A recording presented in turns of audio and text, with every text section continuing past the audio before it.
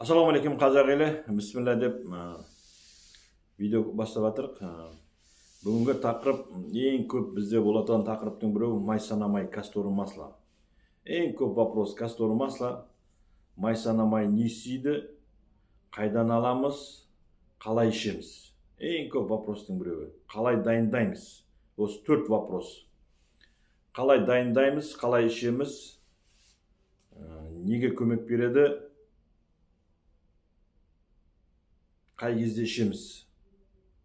И қанша мөлшерде ішеміз дейді. Май санамайдың бірінші несі көмегі бұл адамның ішіне жел шығарады. Адамның ішіне жел шыққанда 90% ауру адамда основной адам ішіне жел көбейгенден болады.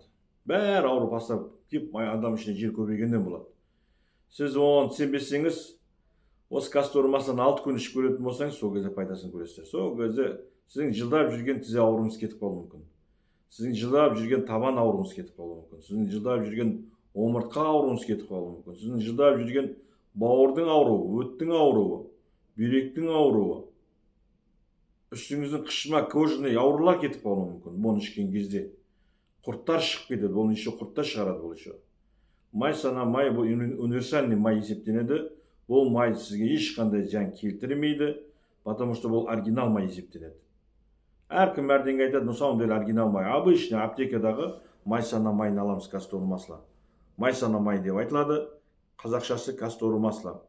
Камфорный масло дегенде болады, екеуі бір болады почти что көрінуі, бірақ камфорный масло алып қойып жүрмеңіздер. Именно касторовое масло, май санамай, қазақшасын айтсаңыздар, май санамай деп айтылады. Бұны пустой баклажкаға құясыз біреуіні, есі 50 килограммға дейін болсаңыз, есі 50 килограммдан ассаңыз, екеуіні құясыз бұлай. Құясыз, и лимонның суыны сықып, онда осы баклажкаға құясыз. Бір касторы маслоға бір лимонның суы, екі касторы маслоға екі лимонның суыны сықып, аузына құйып, аузын жауып қоясыз да, су араластырмайсыз. Аузын жауып қойып, шайқап, көтер, бәрін бір ішіп қоясыз. Болды. Бұны желательно аш қарынға ішкен дұрыстау болады. Или тамақ ішіп қойған болсаңыз, тамақтан 1-2 сағаттан кейін ішсеңіз болады. Бұны ішкен соң көп адамның тәбеті бұзылады. Тәбет бұзылған кезде өзіңізді зорлап тамақ ішпей қойыңыздар. Түсініңіздер ме? 2 касторы масло, 2 лимонның суы 60 килода, 50 килодан асса, уже 60 кило болса, 2 касторы масло, 2 лимон болады. Бір 50 килоға дейін болса, 1 касторы масло, 1 лимонның суы болады. Бұл адамның ішінің желін шығарады. Бұны желательно 6 күн подряд ішетін болсаңыздар мықты болады. Бұның пайдасы өте мықты. Даже көзіңізге, даже құлағыңызға да әсер етеді бұл іш. Өтте тас барлар адам, осы кезге дейін мен қанша адамға совет бердім.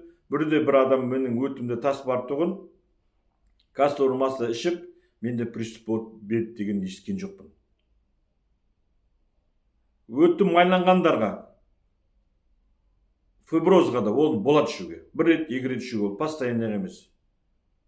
Только желательно сирез печенге ішіген болмайды. Фиброзға ішуге болады бұл. Түсінікті ғой, Алла дерттеріңізге шипа берсін. Бұл көп проблема шешеді. Даже біздің бас ауру, мына черепное давление дейміз ғой. Черепное давлениеге де жақсы бұл. Өзі черепное давление деген не ол? Череп давит. Басыңыз қысып жатыр, череп қысылып жатыр. Не үшін қысылып жатыр? Біздің ми неде тұрады? Біздің ми суда тұрады. Ми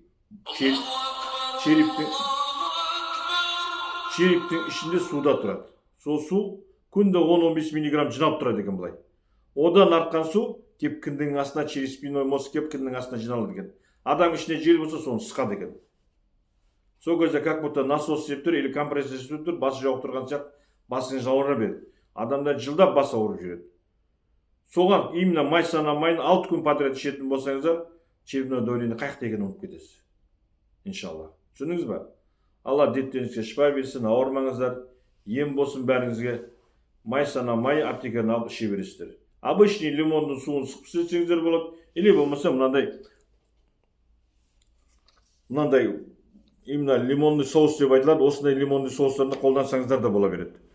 Алла дерттеріңізге шипа берсін, ауырмаңыздар, ем болсын. Ассаламу алейкум рахматуллах.